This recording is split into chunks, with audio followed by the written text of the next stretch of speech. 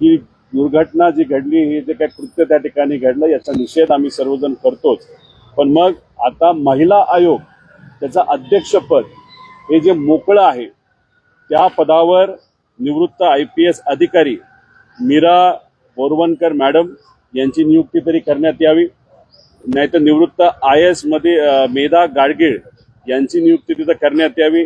सामाजिक कार्यकर्त्या वर्षा देशपांडे जे स्त्री भ्रूण हत्यावर त्या ठिकाणी काम करतात त्यांचं करण्यात यावं. मनीषा गुप्ते यांची तरी करण्यात यावी. कुणीही करा, पण राजकीय व्यक्ती त्या महिला आयोगावर बसला नाही पाहिजे याची दक्षता सरकारकडनं त्या ठिकाणी करण्यात यावी अशी एक विनंती करतो. आणि त्याच्याच बरोबर आपण जर बघितलं तर सातत्याने होतं असं की फास्ट ट्रॅक कोर्ट तुम्ही निर्माण करा, लवकरात लवकर न्याय देण्याचा प्रयत्न करा. पण आजचं जर आपण तिथं रूल बुक बघितलं तर त्याच्यामध्ये त्या कायद्यामध्ये कुठेही फास्ट ट्रॅक कोर्टला तिथं प्रोव्हिजन नाहीये, त्याला स्पेशल परवानगी लागते.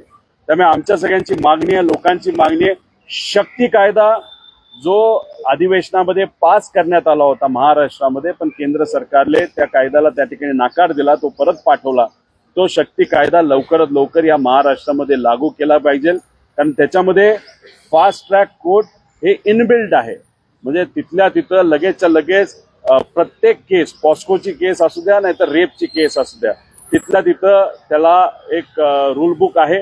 त्याच्याच बरोबर एक कमिटी निर्माण केली जाते या बाबतीतला फॉलोअप करण्यासाठी. आणि बरेच जे काही वेळ आहेत तर तो वेळ मर्यादा या कमी केल्या आहेत तपासापासून सगळ्या. त्यामुळे शक्ती कायदा या महाराष्ट्रामध्ये आणण्यासाठी सरकारने प्रयत्न करावे. आम्ही सुद्धा अराजकीय पद्धतीने त्याला तर आधी पाठिंबा दिलाच होता, याच्या पुढे त्या ठिकाणी पाठिंबा देऊ.